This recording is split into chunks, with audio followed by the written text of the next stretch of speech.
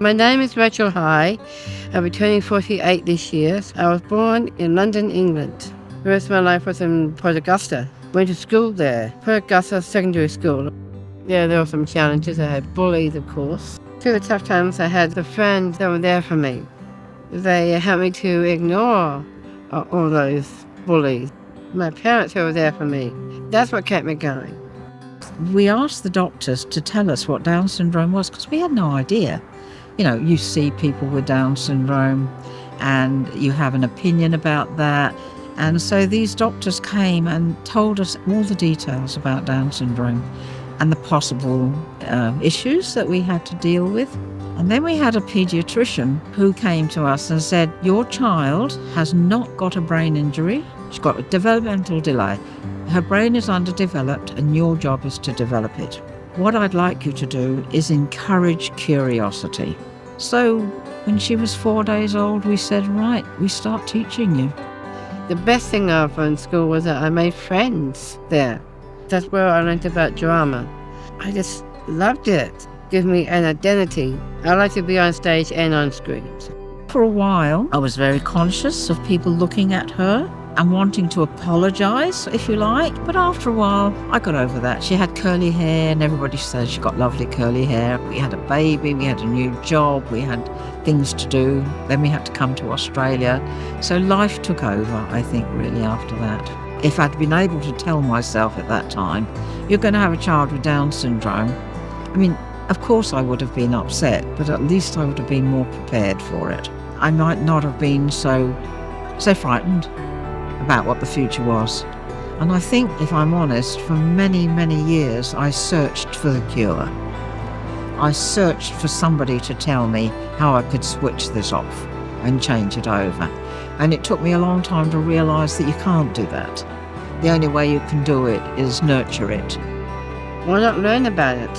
Why not learn about disability, understand disability, not just the fact of it, but the word of it. See how important it is for people with disabilities to have a place in the world, and to understand that, understand their abilities and their motivations without being scared of. The people that I have met with Down syndrome, most of them have got a flair of something.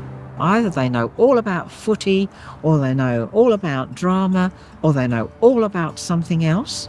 That's magic, because we can take that and drive it and open the doors for them to actually achieve by further discovering that. And I think that's what we did with Rachel. We discovered she could read. And by the time she was 4, she was reading. Me, I am a researcher. I love doing research. This is who I am. This is the way I like to learn. That was the direction that she needed to go in. And we didn't know it was academic at the time, but we just knew the pleasure she got out of reading books.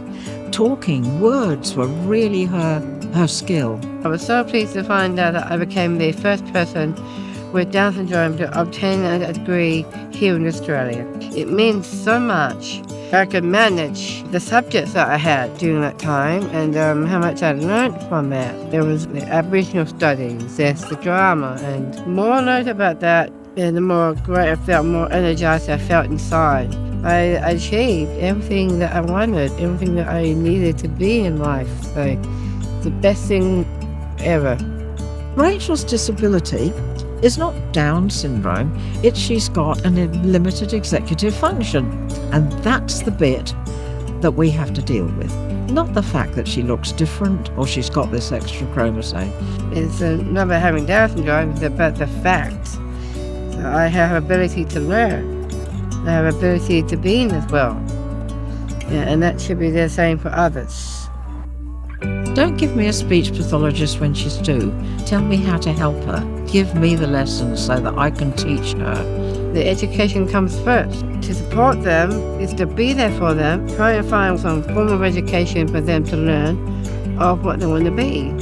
Help them to learn of their dreams and goals, and see where that will lead. People treat people with Down syndrome as if they were 2 years old. and I think it's really awful. I think it's that stereotype, and Rachel says that stereotypes are my first enemy. I don't want to be called cute. It's what you say to babies and not people with disabilities. Not about being cute at all. It's a very derogatory word for people with Downs, for example. I am as proud of being here. I'm as proud of that degree, growing up as a person, inside and out. To my younger self, look at what you're going to achieve in the future. Look how you're working hard for it. Embrace that and respect that.